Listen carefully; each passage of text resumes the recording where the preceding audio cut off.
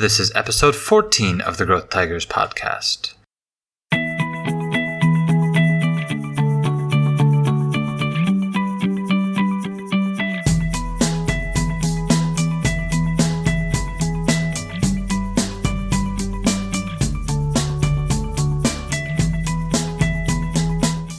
Hello everyone, and welcome to episode 14 of the Growth Tigers podcast. My name is Brian Cotter, and it's my job to bring inspiring stories of entrepreneurs here in Vietnam to you, wherever you may be. Now, this week, I wasn't able to get an interview together due to some logistics and conflicts in my schedule, but I did ask a few people who are working around different areas of the startup ecosystem for their top myths that people believe about the country's entrepreneurship ecosystem. This episode is going to be sharing those myths and some of my thoughts on them. I would also love to hear what your top myths might be and why are they false. This episode is supported by the Circo co-working space. Most of the myths I'm talking about here can be disposed of simply by walking into their doors. In Circo, you will find creative people working on ingenious ideas and doing things the right way. Finance, women's empowerment, emerging technology, international accelerators, educational technology. So many things are happening inside of Circo that you can't help but bump into amazing people doing incredible things. This is the community you want to be part of if you are looking to create something that is real and scalable. So what are you waiting for? Check it out at circo.co. That's circo.co. Look out for more interviews from their tenants in the near future as well. So, we've covered that Circo is not a myth, but what follows are a few things that do persist about Vietnam's ecosystem. So let's just deconstruct them a bit. Myth number 1. Funding is scarce. No way! According to Dealstreet Asia's Nguyen, the number of deals this year appears to be up, totaling 67 venture capital deals at her last count. Now, these are simply announced funding agreements. The unannounced is sure to be much higher. Throw in some angel investment, there's a lot of deals going on. So why does this myth persist? I believe it's because investment vehicles and startups are misaligned in their risk levels, their risk assessments. By this, I mean that investing in startups is inherently risky. Everyone already knows this. All businesses are risky, of course. The difference is that startups are specifically looking for outsized returns in investment and growth. This takes on a different level of acceptable risk for the investors, and the startups need to be able to showcase stronger methods for mitigating that risk. I believe that on both sides of the argument there is a misalignment. The investors are not ready to take on this risk, they don't have the data to judge it correctly, and the startups are not quite selling themselves the right way, or they don't have the right methods to overcome this barrier. Because of this, there's still a lot of restrictions in the growth of the investment field in Vietnam, at least in startups.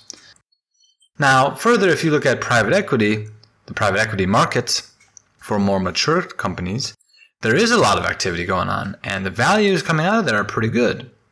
So, for all of you startups out there looking at the Vietnam market, money is not going to be your problem.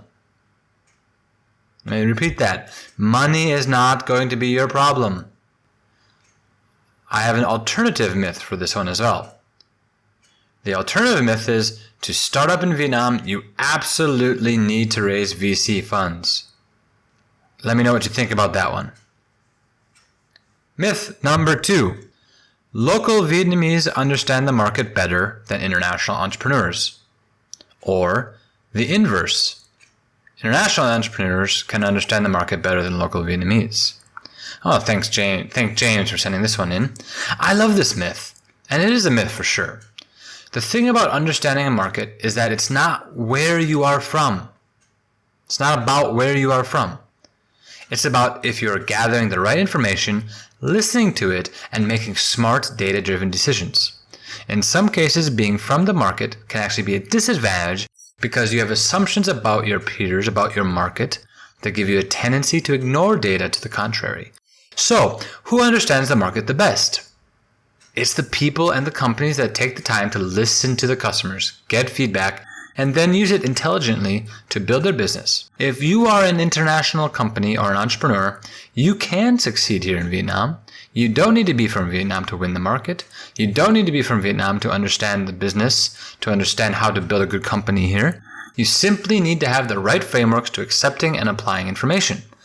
Of course, now, it can help to have context in the market to help explain the data, so keep that in mind.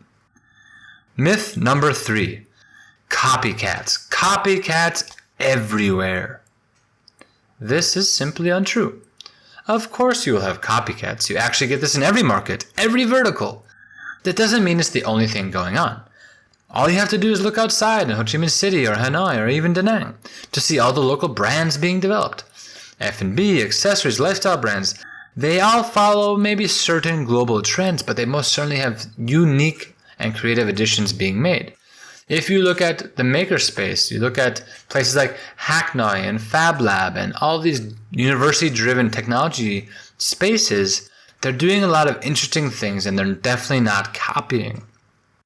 So in that technology sphere, we have some interesting examples of companies born in Vietnam or of Vietnamese influence making waves globally or at least regionally. Let's take Elsa, Gotit, Ticketbox, and DesignBold as some recent examples of this success.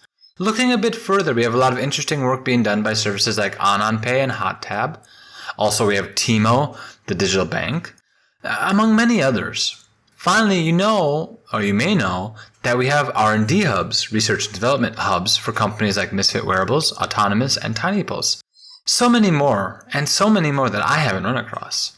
My point being is that beyond the copying, there are waves of new ideas that are waiting to be explored, funded, and find their footing on the global stage. Don't believe the hype.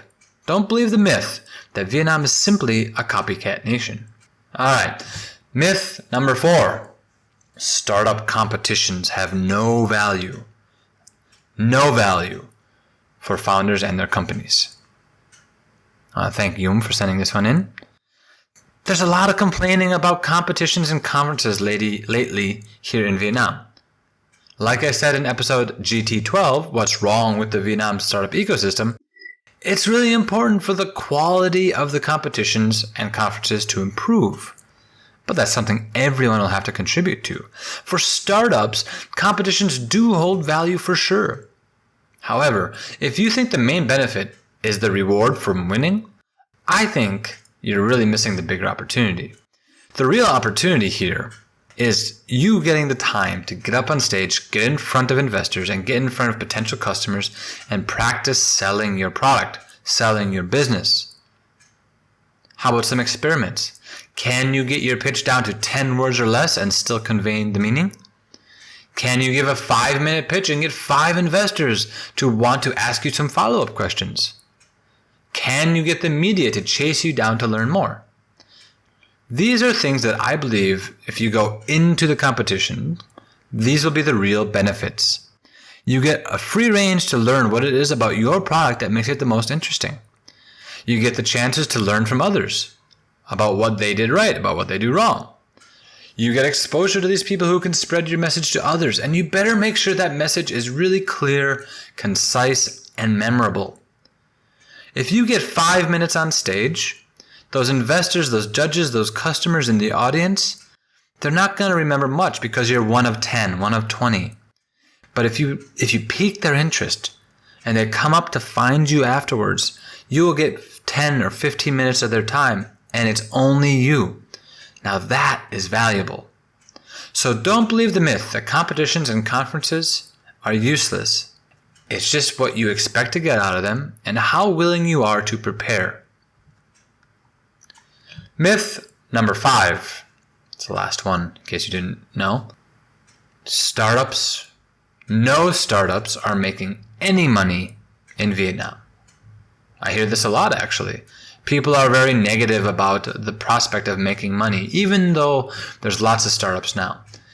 People look at the difficulties of mega-funded startups like Zalora and Lazada and Uber in Vietnam. They're losing money like crazy as far as we can tell. A lot of e-commerce companies struggle to overcome high infrastructure costs and low margins. Some people might point to counterexamples of VNG, VatGia, or Appota.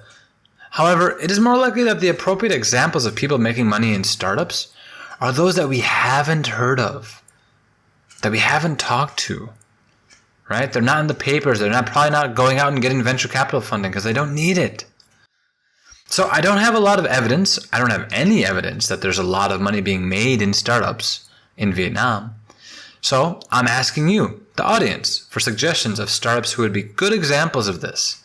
So I can track them down and I can talk to them about how they're doing, what can we learn from them, and if there's any commonalities across the different startups and the different founders.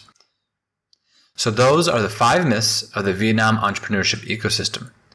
Please send me an email or let me know, what do you think about this episode? We'll return to interviews next week, I promise. Thank you for listening to Growth Tigers. And if you like what you hear, remember to subscribe, share, and like the Facebook page, and definitely send me a message. Talk to you next week.